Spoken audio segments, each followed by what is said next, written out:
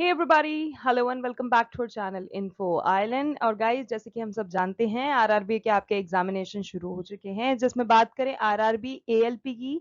So guys, RRB ALP का जो CBT 2 का आपका एग्जाम है वो 2 मई को कंडक्ट कराया जा चुका है, जिसके सभी शिफ्टों में पूछे गए जीके जीएस के क्वेश्चंस आज हम इस वीडियो में डिस्कस करने वाले हैं। I know this video should have come a bit earlier, but yes, we were thinking of coming up with all shift question. इसीलिए थोड़ा सा delay हो गया. So I hope you guys can cope up with that and bear with us on that. ठीक है guys. तो आज के इस वीडियो में जैसे कि मैंने आपको बताया आरआरबी एएलपी का जो सीबीटी 2 का एग्जाम हुआ है उसमें पूछे गए जीके जीएस के questions along with their answers and also their important facts related to the questions. ठीक है, वो सारे हम इस वीडियो में डिस्कस करेंगे। एडिशनल फैक्ट्स इसीलिए गाइस, जिससे कि अगर आपको उससे रिलेटेड कोई क्वेश्चन फ्यूचर में किसी और कॉम्पिटिटिव एग्जाम में पूछ लिया जाए तो आपको उसका आंसर पता हो। ठीक है, so now let's quickly move into the video and look for the questions. और अगर आप में से वो कैंडिडेट्स वीडियो देख रहे हैं जिन्होंने एग्जाम दिया है तो प्लीज जरूर से मेंशन करेगा कमेंट्स में if I miss out on anything. And yes, अगर आप में से ऐसे कैंडिडेट्स भी हैं जिन्होंने आरआरबी एएलपी का एग्जाम नहीं दिया है बट दे वांट टू सी कि भाई किस तरह का एग्जामिनेशन पैटर्न चल रहा है, किस तरह के क्वेश्चंस पूछे जा रहे हैं, तो जरूर से वीडियो को पूरा देखना, कहीं भी स्किप मत करना। बिकॉज इस तरह के जो जीके जीएस के क्वेश्चंस होते हैं ना, ये आपको आगे आने वाली आपकी जितनी भी प्रतियोगी परीक्षाएं होंगी उनके लिए प्रिपेयर करेंगे। ठीक है, और यस, चैनल पे नए लोगों को जरूर से मैं ये कहना चाहूंगी कि जरूर से चैनल को सब्सक्राइब कर लो, नोटिफिकेशन बेल आइकन को हिट करना बिल्कुल मत भूलना, because that is the only thing जिससे कि आपको हमारे वीडियोस टाइम टाइम पर मिलते रहेंगे। ठीक है, सो या that's all about it. Now let's quickly move into the video and look for the questions. So guys, पहला इंपॉर्टेंट क्वेश्चन जो कि हम देखें तो वो है कि in which year was the environmental protection act enacted, यानी कि जो हमारा पर्यावरण संरक्षण अधिनियम है वो कब पारित किया गया था। So guys, it came in the year 1986।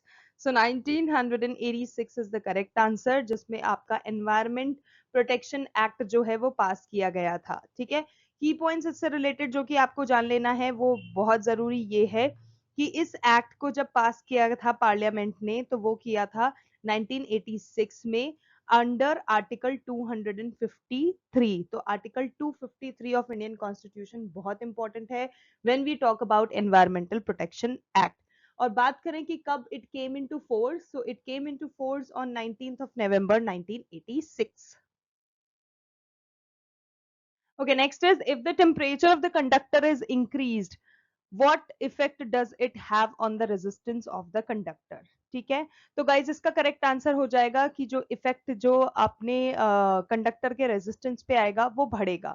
ठीक है, जो रेजिस्टेंस है कंडक्टर का वो बढ़ता है किसके साथ? With the increase in the temperature. ठीक है, अगर टेम्परेचर बढ़ेगा तो जो रेजिस्टेंस है वो भी बढ़ेगा। ठीक है, क्योंकि जो इंक्रीज्ड कोलाइजन होता है between electrons and the atom, उसके कारण ऐसा होता है। और ये जो कोलिजन होता है इन इलेक्ट्रॉन्स और एटम के बीच में, ये ही एक तरह का प्रोसेस लेकर आता है जिससे कि मूवमेंट ऑफ इलेक्ट्रॉन्स होता है, और उसके कारण ही resistance of the conductor it actually increases with the increase in the temperature of the conductor.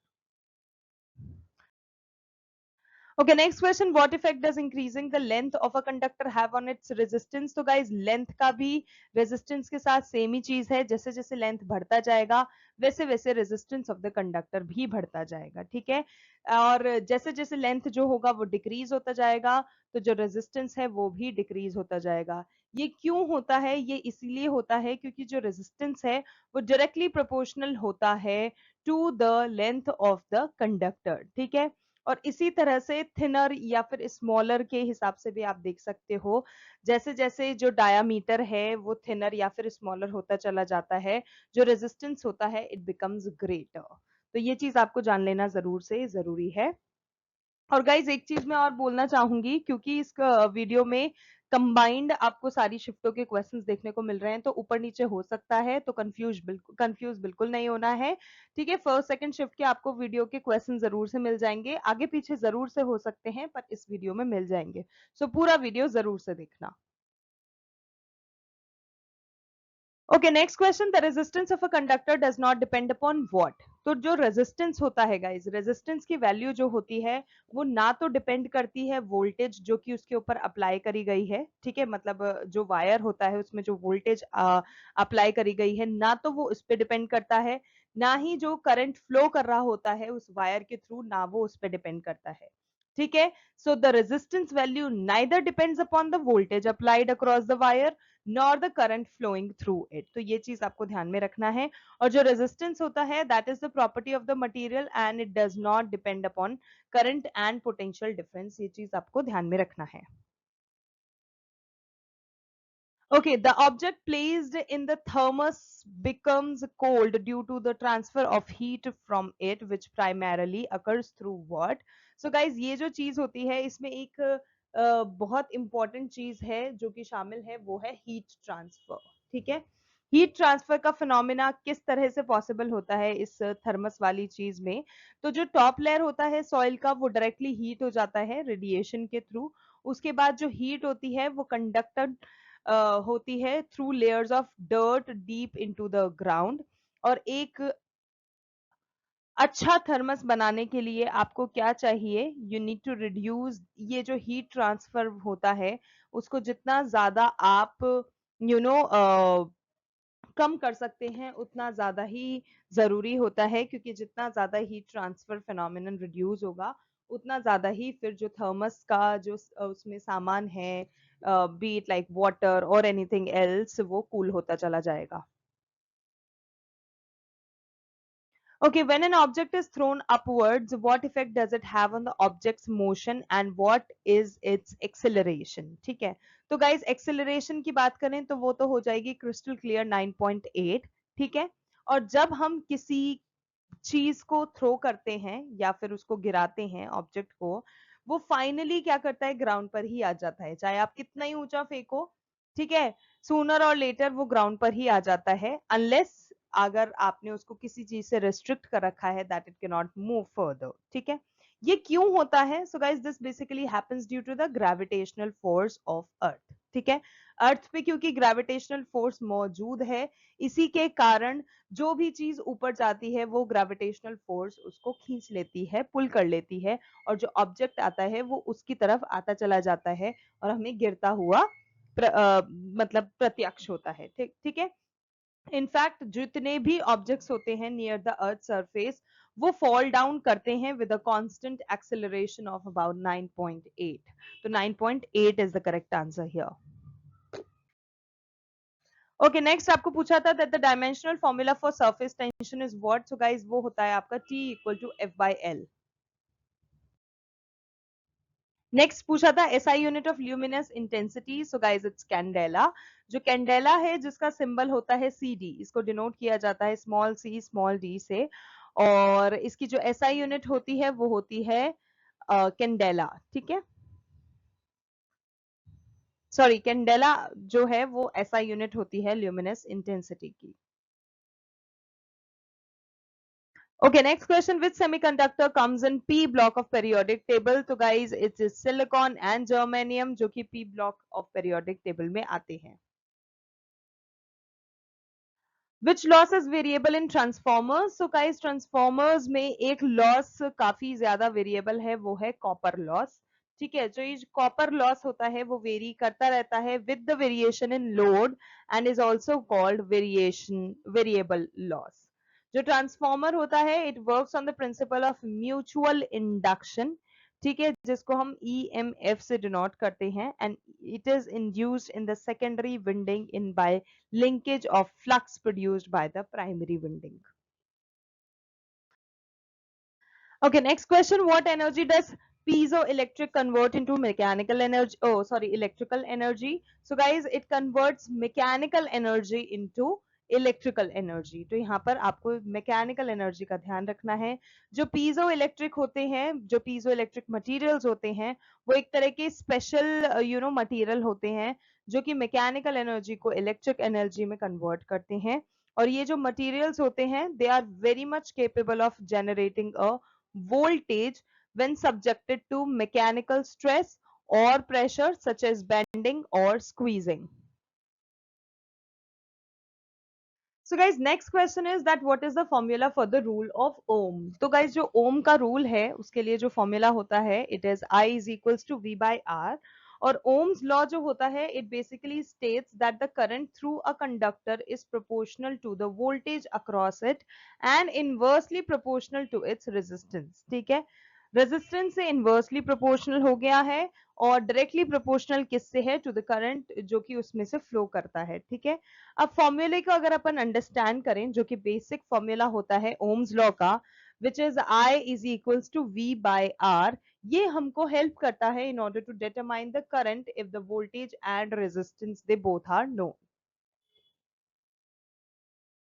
Okay, next question. What kind of RAM is fast and does not need to be refreshed? Guys, RAM की full form random access memory जैसे कि हम सब जानते हैं. So guys, ऐसी तरह तरह की RAM होती हैं जो कि फॉर एग्जाम्पल कोई फास्ट होती है, कोई स्लो प्रोसेसिंग होती है, किसी को रिफ्रेश करने की बार बार जरूरत होती है, किसी को रिफ्रेश करने की बिल्कुल नहीं होती है. सो इसी तरह से एक रैम के बारे में आपसे पूछा गया था that what kind of RAM is that which is fast and उसको बार बार रिफ्रेश करने की जरूरत नहीं होती. सो गाइज वो होती है S RAM. So S RAM is the correct answer. Okay, next is what formula should be entered in cell C2 to wrap from axle and multiply the value of B2. ठीक है, तो guys आपके पास A2. Okay, next question. What is the main function of a firewall tool in a computer network? तो guys जो firewall होता है it basically protect the computer network. तो इसमें अलग अलग फंक्शंस होते हैं उस फायर वॉल टूल के. अब मैं आपको सारे फंक्शंस बताने वाली हूँ. So number one is network traffic monitoring. Second is access control. ठीक है, कौन कौन एक्सेस कर सकता है उस चीज को कंट्रोल करता है. पैकेट फिल्टरिंग भी प्रोवाइड कराता है. एप्लीकेशन लेवल फिल्टरिंग भी करता है. कंटेंट फिल्टरिंग, आईडीपीएस, वीपीएन सपोर्ट और लॉजिंग एंड रिपोर्टिंग. तो ये कुछ लॉगिंग एंड रिपोर्टिंग, ये कुछ ऐसे फंक्शंस होते हैं जो कि फायरवॉल टूल एक कंप्यूटर नेटवर्क में एक्सेस करने में मदद करता है.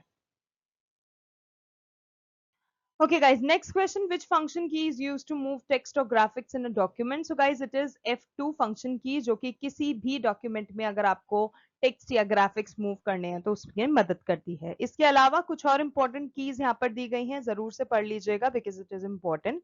फर्स्टली अगर आपको किसी सेलेक्टेड टेक्स्ट को कॉपी करना है सो कंट्रोल प्लस सी. अगर आपको कट करना है सो कंट्रोल प्लस एक्स. अगर आपको पेस्ट करना है सो कंट्रोल प्लस वी. अगर आपको एक्शन को अंडू करना है, ठीक है, कि अंडू द लास्ट एक्शन, तो आप कंट्रोल प्लस जेड करोगे. आपको रीडू करना है तो आप कंट्रोल प्लस वाई करोगे. अगर आपको किसी भी तरह की ऑनलाइन हेल्प लेनी है या ऑफिस असिस्टेंट की जरूरत है तो आप F1 यूज करोगे. इसके अलावा अगर आपको टेक्स्ट या ग्राफिक्स मूव करने हैं तो आप F2 प्रेस करोगे. Okay, next question. What is that uh, is not toxic to non-target organisms in males? So it is organic fertilizers. Okay, in which case can the best study of the phenomenon of biological amplification in the game theory can be conducted? So it is DDT. In 1968, which country proposed the idea of holding a United Nations conference on the interaction between humans and the environment? So it was Sweden जिसने इस चीज को propose किया था. Which gas is not a greenhouse gas? So guys, बहुत सारी ऐसी gases होती हैं जो कि greenhouse gas नहीं होती है, but it all depends upon कि आपको options में क्या दे रखा है जिसमें से आपको select करना है. So guys, दो मैं आपको ऐसी gases बताने वाली हूँ जो कि greenhouse gas नहीं होती है, तो वो चीज आप ध्यान में रखना. So first is carbon tetrachloride और second is carbon monoxide. तो ये दोनों ही gases ऐसी हैं जो कि greenhouse gas नहीं होती है. इसके अलावा अगर हम बात करें ऐसी कौन कौन सी गैसेस मौजूद होती हैं हमारे एनवायरनमेंट में और उनके वैल्यू ऑफ एब्जॉर्प्शन कितना परसेंट होता है, तो गाइज उसमें ओजोन, मीथेन, कार्बन डाइऑक्साइड और नाइट्रो ऑक्साइड प्रेजेंट होता है. जिसमें ओजोन का अगर हम वैल्यू की बात करें जो कि एब्जॉर्ब होता है तो इट इज 10.2%. मीथेन है आपका 16.3%. कार्बन डाइऑक्साइड है 56.4% एंड नाइट्रो ऑक्साइड है आपका 5.4%. इसके अलावा गाइस ग्रीन हाउस इफेक्ट की अगर अपन बात करें तो ग्रीन हाउस इफेक्ट से रिलेटेड कुछ इंपॉर्टेंट चीजें मैं आपको बताना चाहूंगी। सबसे पहले तो यही जान लो कि जो ग्रीन हाउस गैसेस होती हैं वो कौन सी होती है। सो गाइस कार्बन डाइऑक्साइड हो गई, ये आपकी ग्रीन हाउस गैस है। और इसके अलावा methane, water vapour, nitrous oxide, CFCs और ओजोन, ये जो है ये हमारी ग्रीन हाउस गैसेस होती हैं। इसके अलावा अगर हम बात करें ग्रीन हाउस इफेक्ट की तो वो किस तरह से होता है, क्या होता है। सो गाइस जो सोलर एनर्जी जो होती है, जो कि हमारे अर्थ एटमॉस्फेयर में प्रेजेंट होती है, ट्रैप होती है, वो रेडिएट करती है धीरे धीरे धीरे in order to cover our earth with a warm blanket. ठीक है, ये नेचुरल प्रोसेस होता है किसी भी तरह के ग्रीन हाउस इफेक्ट का जो कि अर्थ पर होता है। और ये जो होता है it helps in order to maintain the temperature and makes the earth perfect for life. अगर ये नहीं होगा तो it is very much impossible, next to impossible for all of us to survive on this planet Earth. ठीक है, इसीलिए green house effect बहुत जरूरी होता है। ठीक है, कुछ सनलाइट जो होती है, अब देखें अगर डायग्राम के हिसाब से अगर आप देखना चाहते हो तो डायग्राम के थ्रू भी हम इस चीज को इलेबोरेट कर सकते हैं। यहाँ से आप देखोगे कि सनलाइट आ रही है जो कि हिट कर रही है अर्थ को, रिफ्लेक्ट हो रही है और वो हीट बन जा रही है। ठीक है, ये हमारी अर्थ का एटमॉस्फेयर है जहां पर कार्बन डाइऑक्साइड और अदर जो भी गैसेस हैं एटमॉस्फेयर में वो हीट को ट्रैप कर लेती हैं और उससे हमारी अर्थ को वार्म रखती हैं। ओके, इसके अलावा जो मेजर ग्रीन हाउस गैसेस हैं जो कि अभी मैंने आपको बताया, it is very much clear that the carbon dioxide absorbs the maximum radiation, जो कि अभी हमने देखा 54% आपका कार्बन डाइऑक्साइड ही एब्जॉर्ब कर लेता है। इसके अलावा गाइज वाटर वेपर जो होता है it causes about 36 to 70% of the green house effect. Carbon dioxide जो होता है इट कॉजेज 9 to 26%। मीथेन जिसका हम CH4 से डिनोट करते हैं इट कॉजेज 4 to 9%।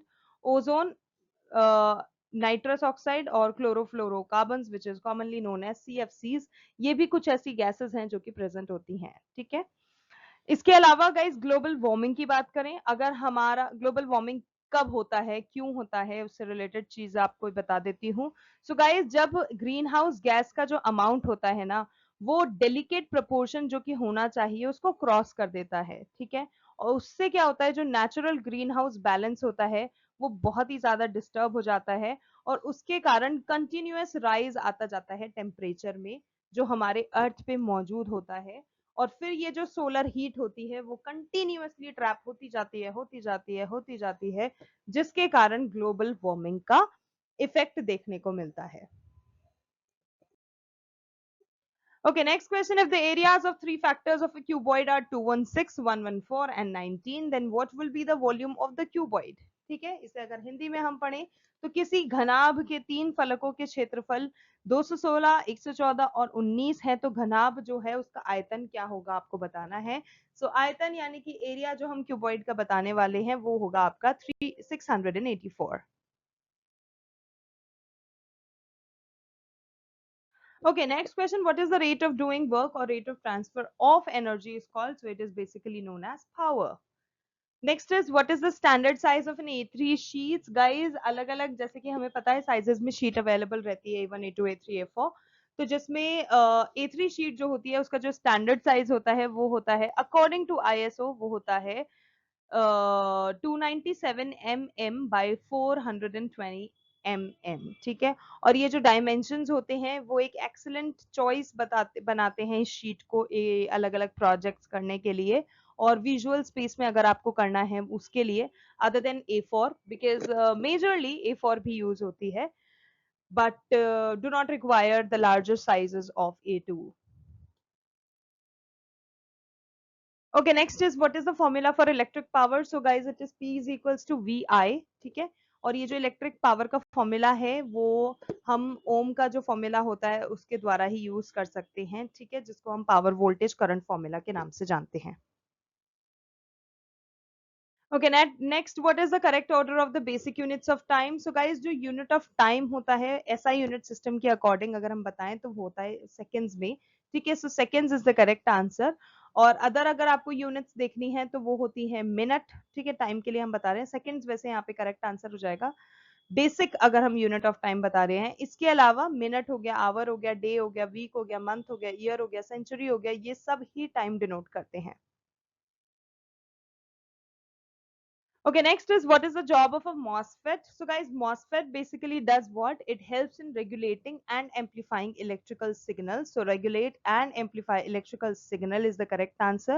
MOSFETs जो होते हैं, they are basically metal oxide semiconductor field effect transistors, जो कि एक ऐसे तरह के ट्रांजिस्टर होते हैं जो कि रेगुलेट करते हैं और एम्पलीफाई करते हैं इलेक्ट्रिकल सिग्नल्स को। ठीक है, मॉसफेट जो होते हैं वो स्विचेस के जैसे होते हैं, जिनमें अलग अलग वोल्टेज के मामले में वो डिफर करते हैं, वेरी करते हैं एक टर्मिनल से दूसरे टर्मिनल में। ठीक है, और इसके अलावा जो मॉसफेट होते हैं वो वोल्टेज कंट्रोल डिवाइसेस कहलाती हैं, जो कि ऑफर करती हैं advantages in terms of power consumption and switching speed. For example regulator, जैसे कि हम फैन का यूज करते हैं, we use it in order to vary the power consumption and also switch the speed, so that is also a kind of MOSFET. Okay, pistil is made up of what? So guys, pistol जो होती है वो एक traditional material उसमें use होता है, ठीक है, जो कि फायर आर्म्स कंस्ट्रक्शन में यूज किया जाता है, which is very high carbon heat treated steel. So carbon heat treated steel is the correct answer, जिससे पिस्टल को बनाया जाता है। Diesel engine works on which theory? So guys, diesel engine जो होते हैं वो कंप्रेशन इग्नाइशन इंजन पर बेस करते हैं, तो compression ignition engine is the correct answer. और जो डीजल इंजन है, ये जो नाम इनको दिया गया है वो एक जर्मन के इंजीनियर थे, रुडोल्फ डीजल, उनके नाम पर ये नाम दिया गया है। एंड यस, जो डीजल इंजन होता है it is basically an internal combustion engine, जिसमें इग्नाइशन ऑफ डीजल फ्यूल किया जाता है, किसके द्वारा? Elevated temperature of the air जो कि सिलेंडर में मौजूद है, और उसके द्वारा मैकेनिकल कंप्रेशन होता है और उसके कारण ये चीज होती है। So diesel engine is called a compression ignition engine. Okay, next is thermosiphon pump जो होते हैं, या thermosiphon, I think thermosiphon pump जो होते हैं, they work on the basis of which principle? So they basically work on the basis of natural convection. Okay, what is the negative graph between velocity and time called? So guys, negative graph अगर velocity और time का आपको दिखाई दे रहा है तो वो negative acceleration या फिर deceleration कहलाएगा। So this is negative acceleration. ठीक है, अगर लाइन जो है वो हॉरिजॉन्टल है, मतलब 4 से 7 सेकंड के बीच में है, तो वेलोसिटी जो है वो कांस्टेंट है, एक्सेलरेशन है 0 है। अगर लाइन स्लोप करती है थोड़ा सा नीचे की तरफ, तो गाइज अगर मतलब 7 से 10 सेकंड के बीच में है, तो वेलोसिटी कम हो रही होती है और एक्सेलरेशन नेगेटिव हो जाता है, which is called deceleration. Okay, what is the unit of specific gravity? So guys, specific gravity जो होती है वो यूनिटलेस होती है, इट हैज नो यूनिट। ठीक है, if a person's weight on earth is 60 kilograms, what would be their weight on the moon? So guys, ये आपका 10 kg होगा approximately। ठीक है, so 10 is the correct answer। अब इसको डिटेल्ड फॉर्म में मैं आपको बता देती हूँ कि कैसे कैलकुलेट करा जाता है उस चीज को। So guys, in order to find the weight of an object on the moon, आपको सिंपली क्या करना है? मल्टीप्लाई कर देना है उसके मास को ग्रेविटेशनल फोर्स से जो कि मून पर मौजूद होती है। तो गाइज, मून की जो ग्रेविटी होती है वो 1/6 होती है हमारी अर्थ की ग्रेविटी से, विच मीन्स 9.8/6 आपने कर दिया तो 1.63 मिल जाएगा। एक्सप्लेनेशन यहाँ पर आपको दे रखा है और इस तरह से आप वेट को कैलकुलेट कर सकते हो। So that's it guys, those were the very important GK GS questions जो कि आपके आरआरबी पेपर जो एएलपी का हुआ है सीबीटी 2 उसमें पूछे गए थे। I hope you like the video and found it informative. If yes, then don't forget to like, share and subscribe to our channel Info Island, because this is the only platform जहां पर आपको समय समय पर सारे ही competitive exam से related videos मिलती रहेगी। उसके अलावा भी चैनल पर बहुत सारा preparatory material, preparatory content available है, ठीक है, जो कि आपको हेल्प करेगा। You can please visit the channel, scroll down a little bit and you get all the important videos. ठीक है? So guys, आज के लिए बस इतना ही. Thank you so much for watching. Thank you so much for your time. We will see you in our next video. तब तक के लिए all the very best to all the candidates. And yes, NTPC से related जो भी update जाननी है, जल्दी से चैनल को सब्सक्राइब कर लो because the next video is definitely coming up for NTPC.